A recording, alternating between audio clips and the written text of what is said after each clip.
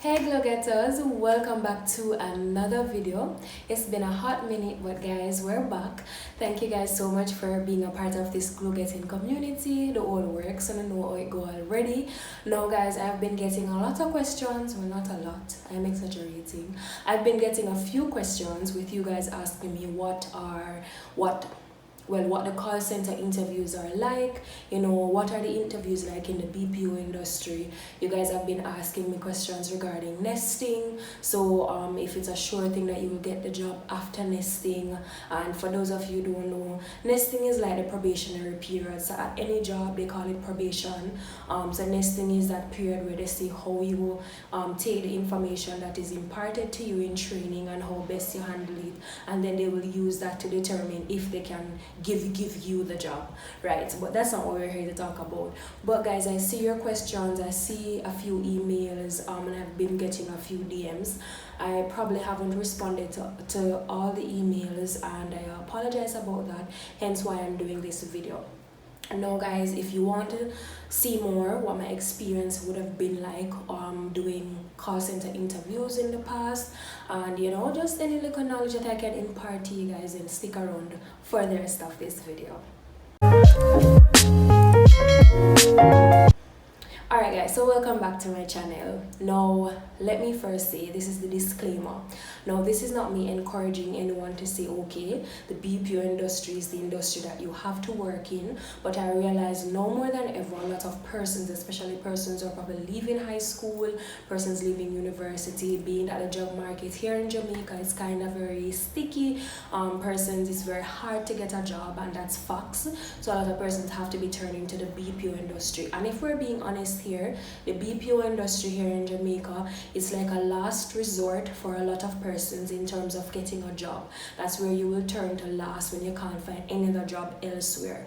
While you have some persons who really love working in the industry, and so that's the industry they grow in. So they go in as a customer service rep, then they move up to a supervisor, then they move up to manager, and they grow in the industry. And so do what works for you. And as you guys, I will always tell you guys that I will never come on here and bash on the BPO industry, because it provides job to a lot of persons, it provides livelihood to a lot of persons. So while me might say, okay, I'm not going to ever work at another BPO industry, it's different for someone else, and I wouldn't want to ever discourage anyone, because everybody's experience is good. Everybody's experience is different. So me might have a good experience, somebody else have a bad, me might have bad, someone else is good.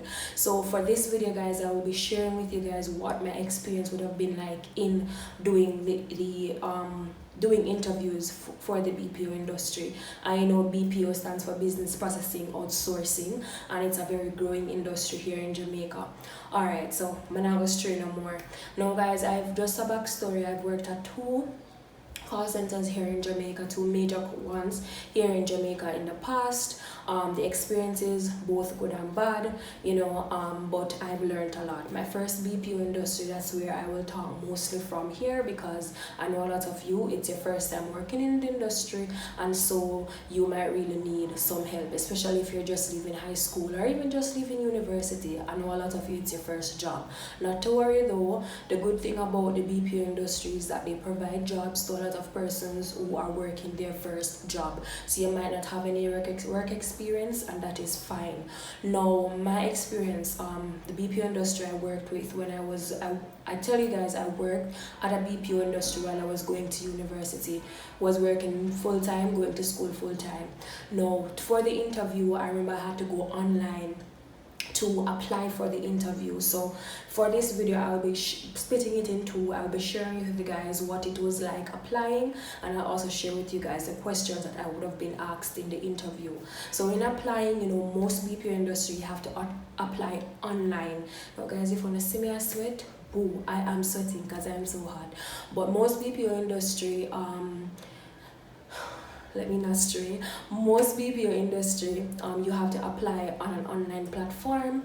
That process can be a bit tedious. Now, back then, I would have had to apply online. So you fill out the necessary information, your resume, upload your resume, and you submit it. Most times you have to create an online profile, right? Whenever you do that, they will normally send an automated email to let you know we've received your profile or your resume or your application, we will follow up. Sometimes they may not follow up until months after, because as you know, BPOs are constantly hiring, and a lot of BPOs, the turnover rate might be very high, so they will be constantly hiring. So whenever they might be low on persons, realize that they will hire a new batch of persons. And so I applied, I left it there, and I had also gotten some help at the time, because the reality is that it can be a bit tedious. And as I say, if it's your first job, you will see why I say that. So I got some help to do it. And I applied. I got the automated email. After that, I would have gotten a call to say that, okay, can I make it for an interview? At the time, technology was always around, but the online system, the pandemic, I never the pandemic hit, because that was like 2015. So I did a face-to-face interviews. They called me in for the interview. I'm stopping in between, guys, because there's a lot of noise outside my home.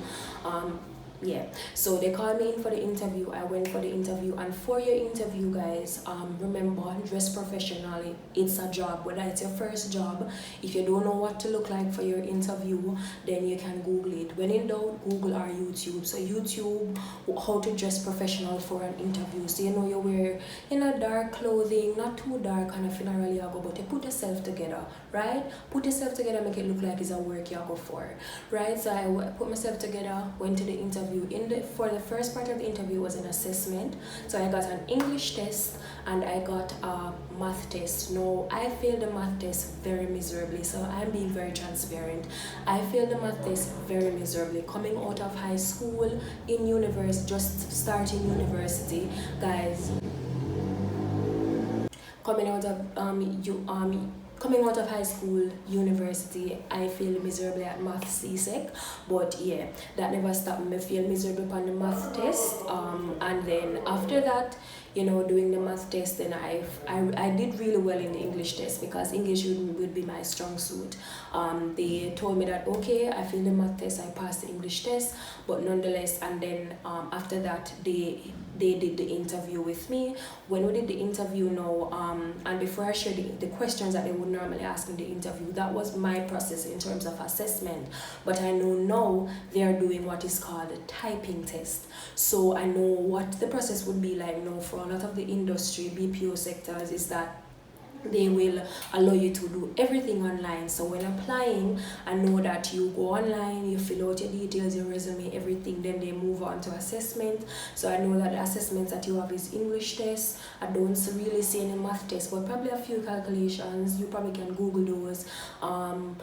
Well, they never tell us if you Google it, but there's an English test. They will sometimes ask a technical test, where they ask you questions about the computer, and the important part, they will have a typing test, because for the BPO industry, it matters how fast you can type. Now, I know a lot of you can't type too fast, and that is fine, because how I am able to actually type at a good enough speed is because I did EDPM in high school. So it is fine, guys. What you can do, go on Google.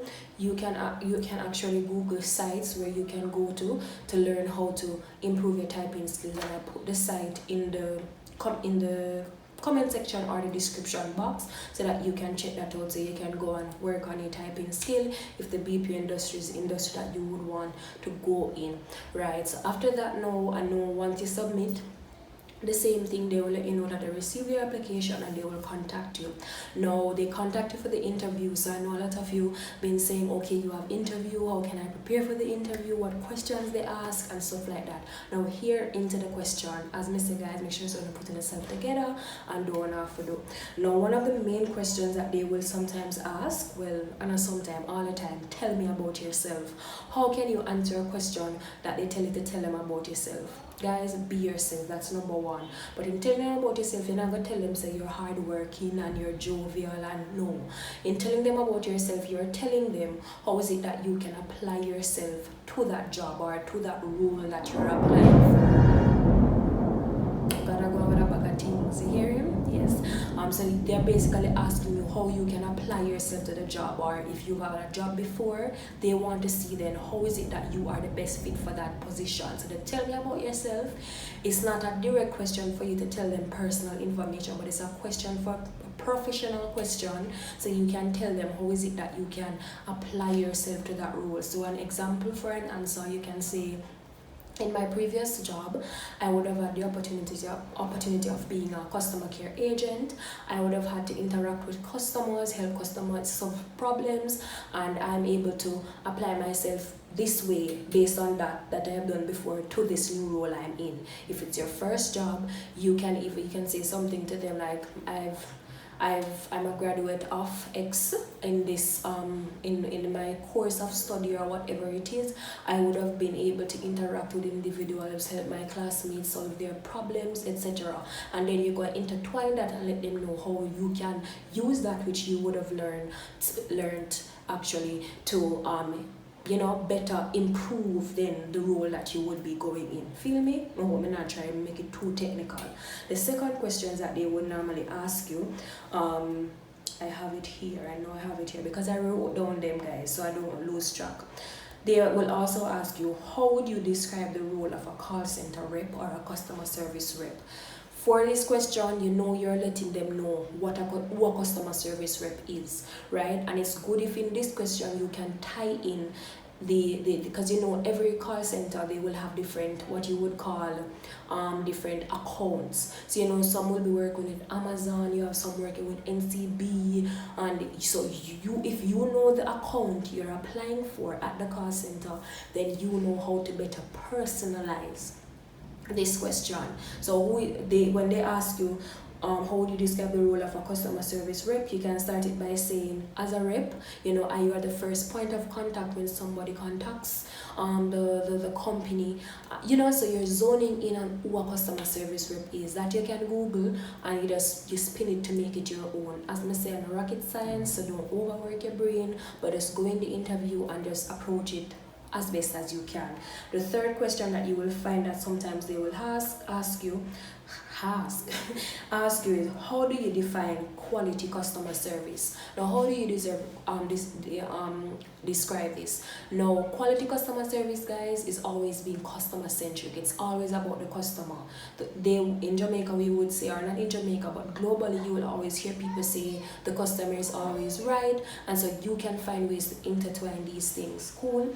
The fourth questions that they will sometimes ask: what step do you take when speaking to a customer? So what step or what call process do you take when you're speaking to a customer? Now, this call process speaks the call flow. Now, when we say call flow, we're speaking about when a call comes in or when a chat comes in, because remember that in the BPO industry, it's not just calls you take. If you're an agent, and I'm approaching this video from an agent standpoint, so for example, let's say I'm an agent, the call process or the chat process or the email, because remember, persons we do call, you have persons who do chat, persons who do email. So the call flow or the call process would speak to introduction. So how do you introduce yourself? So for example, the call comes in. Good day, my name is Sasha. You've contacted First World Solutions. How may I assist you today? Right? Some call centers will have spiels, so you'll have to probably repeat like a slogan. So let's say, for example, let me see, I don't want to say something we probably already know. So let's say a Burger King, and what is Burger King's slogan? Alright, let's say Burger King slogan is Big Whopper, right? When the call comes in, you're like, Big Whopper, or you're like, Big Whopper, you've contacted Burger King. How is it that I can assist you today? Your agent is Sasha. Whatever. You jump in, that's your introduction. That's your first part of the call flow. You will take the customer's query, and that's when you say, how can I help you? The customer will tell you their query. Now, based on what you would have learned in training, you are then able to say, okay, I understand that your order was mixed up. So what you're saying to them, I understand your order has been mixed up. Here's what I can do to assist you. You provide the solution to them. Then more than likely, in most cases, the customer will be okay with the solution, and then you can say, okay, then were you satisfied with the service? They say yeah, and you go on probably send a survey, because most BPO industry, you have to send a survey so that they can rate you, and then from there, if them still up on your line and them is still angry, that's where your supervisor will come in, try to deflect on all of that. So that's the call flow. So when they ask that question, they want to see how is it that you will manage a call, right? So when you know them answer the call process, you know a call flow them a talk about. And as I say, guys, you can Google that some more. Everything they on Google. trust me. Now, the next question that they will ask you, or they might ask you, is that how do you handle calls from disgruntled customer? And I might ask you, this is a question that they will ask you. So if it's a Zoom interview you're doing, over the phone interview, face-to-face interview, this is a question that they will ask you. And whether it's the BPO industry or not, this is a question that every company asks in the interview. How do you handle disgruntled customers? And in this case, no, you're going to tell them, what is it that you can do, to minimize the dissatisfaction coming from a customer. So where you can tell them, where you can stay. And here is a good thing to note here is that you can give an example. So while you say, okay, then, I've handled a disgruntled customer, is good to, for example, you can say, once in the past I would have had a customer who called and they were disgruntled with the service that they would have gotten or the internet service that was being provided to them.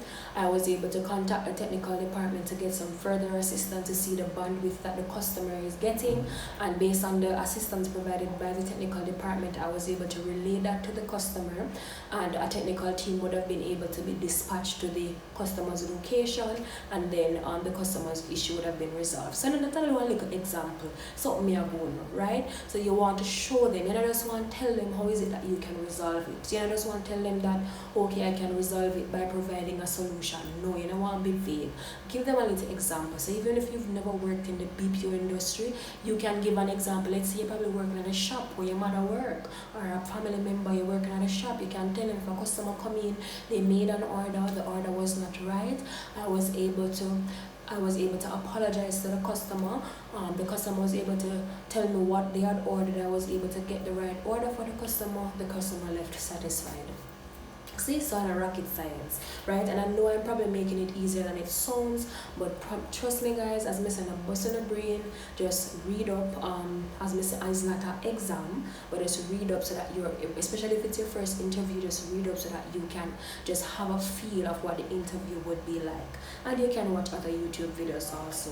Now, the next question that they might ask you is, how do you resolve conflict with team members? This is another question that they will ask, because in the BPO industry, conflict is bound to rise, conflict bound to happen. It is inevitable. So they will ask you this question, and here now again, apply yourself, give them an example, let them see how you resolve the conflict with a past team member. If you never worked before, you can give them an example when you usually work in a group, probably a university or high school, wherever. And as I say, this is important because teamwork, if you're working a group work before, the same thing with the BPO industry, because you guys will be on what they call teams and you're going to be working together with other people. And the last question that I will touch, and of course there are many other questions, they sometimes will ask, how do you make sure you meet your monthly targets? No, this is an important thing because in the BPO industry you're working with targets. So they will have what are called KPIs, right? The key performance indicators. Those are what they will use to grade you per month.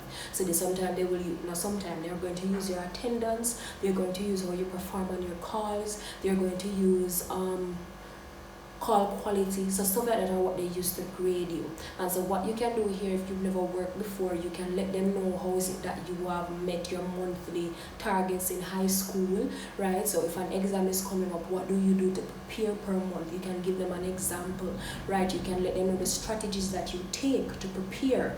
If you've never worked in the BPO industry before, you worked somewhere else, let them know how is it that you get your work done. Strategize. So if it's that you can let them know that you work with a planner, you read up about the company's do's and don'ts, you research, right? So even though things are provided in training for you to be equipped for your job, you can let them know that you go above and beyond. So when work is over, you will revise and different things, right? So listen to the question also so that you're better able to answer the question.